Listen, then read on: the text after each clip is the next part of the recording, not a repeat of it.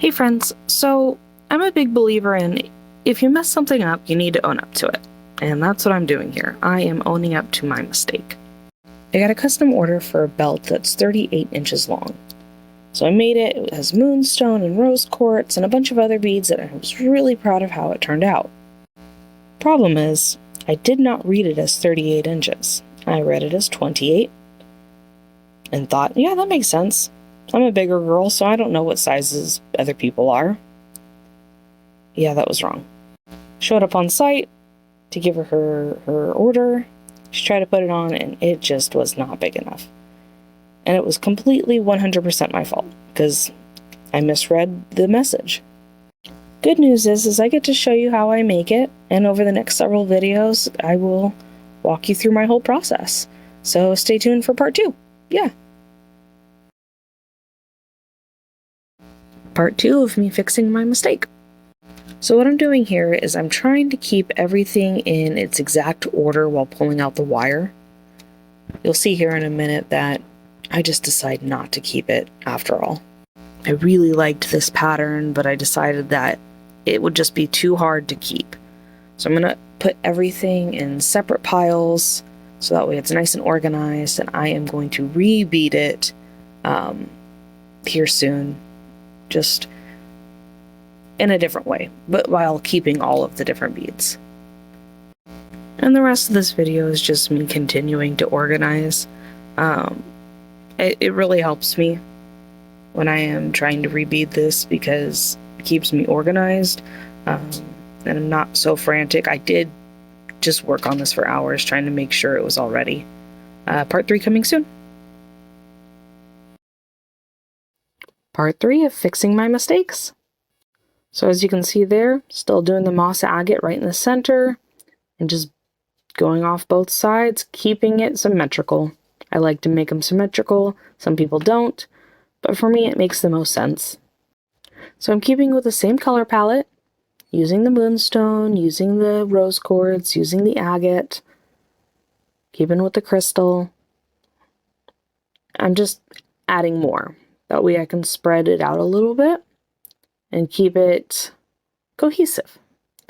And you'll see here in a sec, I'll just jump forward. There's a lot.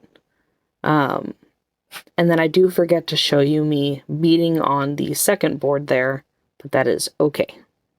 And here I put on the crimping loop protector because I thought I was going to start beading on it, but I decided not to. And on to part 4. I'll put it up in just a moment. Part 4 of fixing my mistakes. And now I'm literally just adding beads to the wire. Beading takes a long time, and that's totally fine. It's just the reason why beading costs as much as it does. Even somewhat smaller projects like this, the whole 3 strands took me about 12 hours to complete in its entirety. I mean, including the mess up and fixing it. But then you get this. It looks so pretty, and I'm so happy with how this turned out. And now we get to work on the second piece. So this second strand, I was actually able to save most of it and just add extra beads in between, which is awesome. So all I'm doing here is just putting it on the board in its exact order. I was even able to save the wire, which is awesome. Part 5 is next. Part 5 of fixing my mistakes.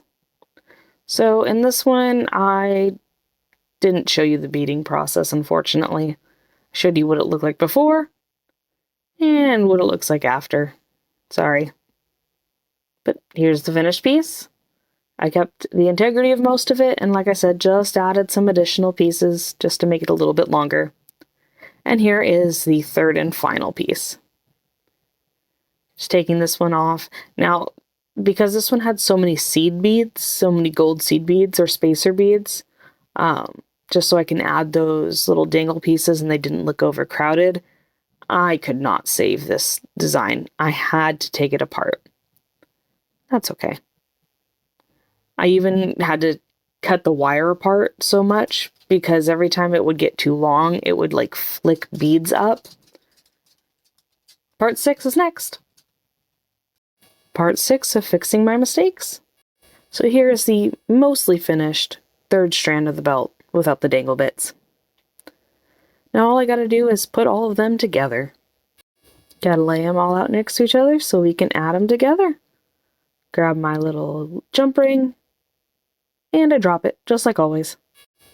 And then connecting them together with an extender chain, just in case.